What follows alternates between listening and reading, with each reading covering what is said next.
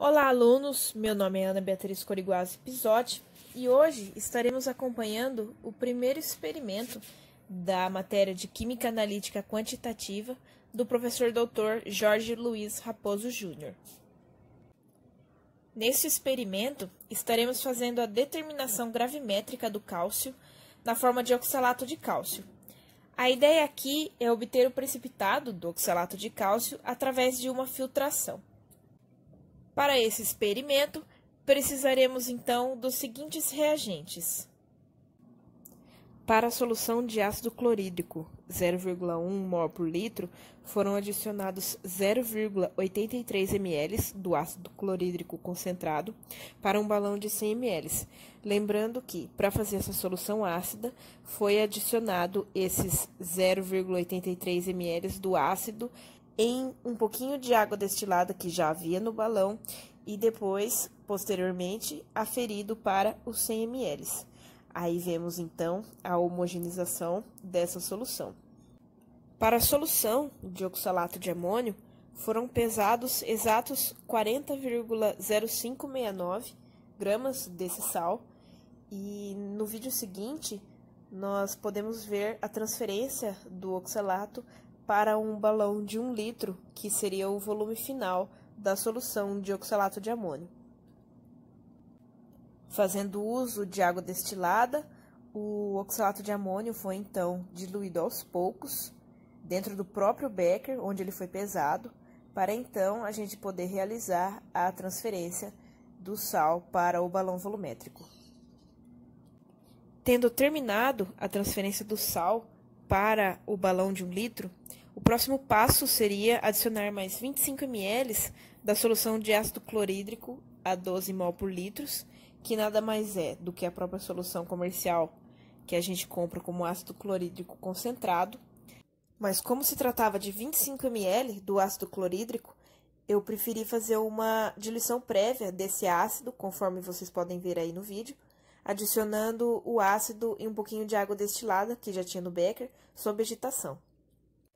Quando se tratar assim de quantidades maiores, eu sempre recomendo, se for adicionar ácido na água ou base na água, é sempre bom fazer essa diluição prévia para evitar que a reação ocorra diretamente no balão, porque pode ocorrer uma reação exotérmica que liberaria calor, certo? E por causa da dilatação do vidro, isso pode acabar prejudicando a calibração do balão volumétrico. Dito isso, agora a gente pode acompanhar a transferência do ácido clorídrico já diluído para o balão volumétrico que anteriormente continha a quantidade pesada de oxalato de amônio. Aqui fazendo a homogeneização, para depois então podermos aferir a 1 litro essa solução.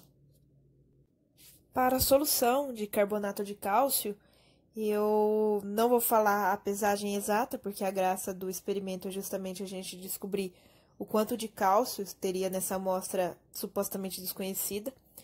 Mas depois de pesado, conforme vocês podem ver aí, eu fiz a transferência mais ou menos como eu fiz no caso anterior, um pouquinho de água, adicionando lentamente em um balão volumétrico de 1 litro.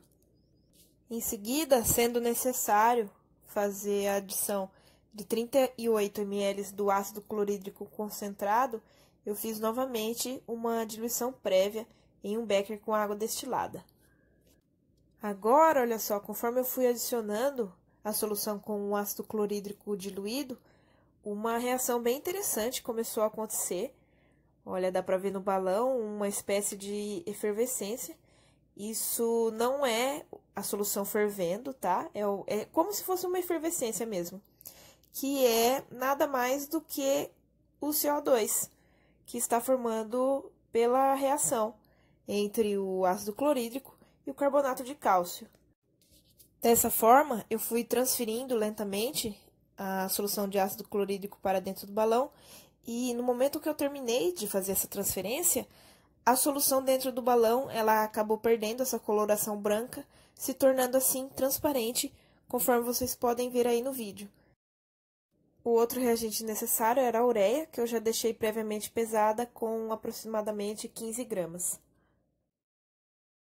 Para dar início ao experimento, eu comecei pesando um cadinho de vidro sintetizado, que havia sido seco em uma estufa por mais ou menos 2 horas a 105 graus Celsius, e o peso dele deu 25,1653 gramas. Para a realização da mistura entre o oxalato de amônio e a nossa amostra de concentração desconhecida de carbonato de cálcio, eu comecei pipetando 25 ml dessa amostra desconhecida para um becker, conforme vocês podem acompanhar aí no vídeo. O próximo passo era adicionar 75 ml da solução de ácido clorídrico a 0,1 mol por litro, que eu fiz fazendo uso de uma proveta. Uma vez transferida a solução ácida, eu adicionei 5 gotas da solução indicadora de vermelho de metila e, como era esperado, a solução se tornou vermelha, indicando uma solução ácida. Se fosse uma solução básica, ela ficaria amarela.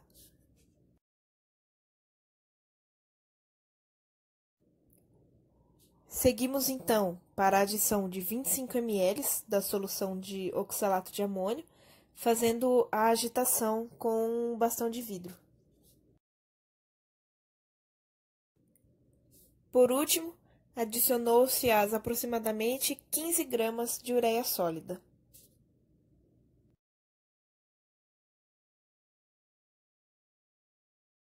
A mistura foi então levada a aquecimento até que tomasse uma coloração amarela, indicando a decomposição térmica da ureia e, consequentemente, a elevação do pH da solução.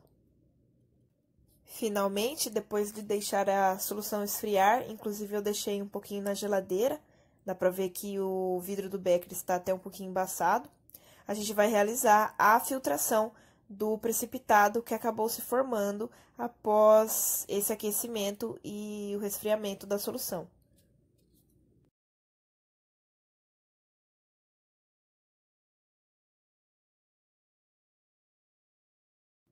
É importante ter bastante cuidado para não ter nenhuma perda, né, desse precipitado.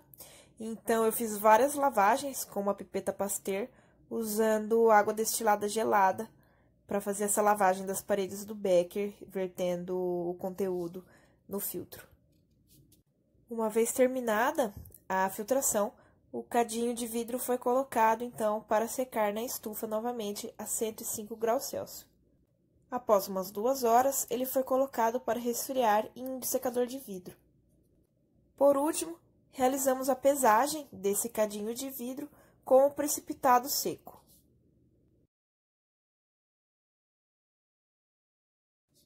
E o resultado foi 25,6693 gramas. Mesmo a gente já tendo todas as pesagens necessárias para os cálculos, eu quis fazer esse vídeo adicional, fazendo uma raspagem do precipitado para mostrar que realmente não era pouca coisa. Deu um precipitado de volume considerável.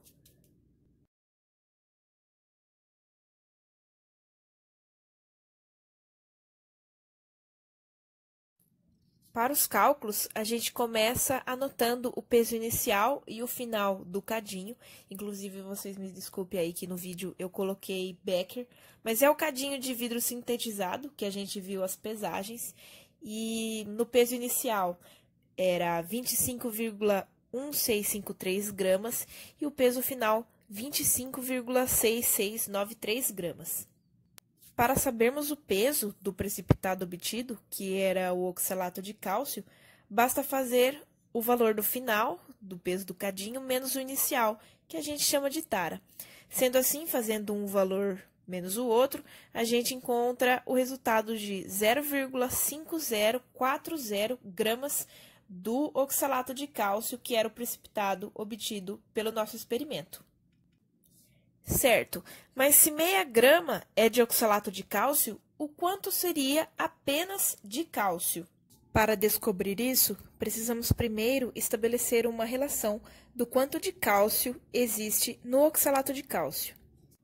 Fazemos isso a partir da massa molar, tanto do oxalato de cálcio quanto de cálcio, sendo que a massa molar do oxalato de cálcio seria 100%, enquanto o do cálcio é o que a gente quer saber, como eu fiz aí nessa regrinha de 3. Temos então que, em um dado valor obtido de oxalato de cálcio, 31, aproximadamente 28% vai ser de cálcio. Agora fica relativamente mais fácil. Basta a gente pegar o valor obtido pelo experimento do oxalato de cálcio em gramas e tirar o quanto é 31,28% disso, que vai ser o valor correspondente ao cálcio no carbonato de cálcio. Nessa nova relação, temos que 0,5040 gramas do oxalato de cálcio corresponde a 100% e a gente quer saber o quanto é aproximadamente 31%, que corresponde ao cálcio. Como resultado, temos que o obtido pelo experimento foi de 0,1577 gramas apenas de cálcio. Podemos chamar isso de peso percentual de cálcio presente no sólido, e estaremos usando esse valor para fazer a obtenção da concentração do cálcio na amostra desconhecida. Mas devemos lembrar que esse experimento ele foi realizado utilizando apenas 25 ml da amostra desconhecida. E uma vez que a concentração é normalmente dada por gramas por litro ou miligramas por litro, a gente precisa fazer essa relação nessa nova regrinha de 3. Se o que a gente encontrou foi em 25 ml, o quanto seria em 1000 ml, que seria 1 litro? O resultado obtido foi 3,307 gramas por litro de cálcio na amostra desconhecida. E para sabermos se o experimento teve ou não um bom resultado, eu fiz um cálculo teórico, que eu não vou estar me aprofundando muito aqui, mas é basicamente a mesma lógica, usando a massa molar do cálcio e do carbonato de cálcio, que eu pesei para fazer a amostra desconhecida, e deu que a concentração final do cálcio que teria que ter sido encontrada seria de 6,3168 gramas de cálcio por litro. Comparando, então, os dois valores, sendo o teórico exibido na esquerda e o obtido na direita, podemos perceber que eles ficaram bem próximos, comprovando assim a eficiência da nossa experiência de hoje, que foi a determinação gravimétrica do cálcio. E chegamos ao fim do experimento. Eu agradeço por você ter assistido até o final e em breve estaremos disponibilizando um novo vídeo com uma nova experiência.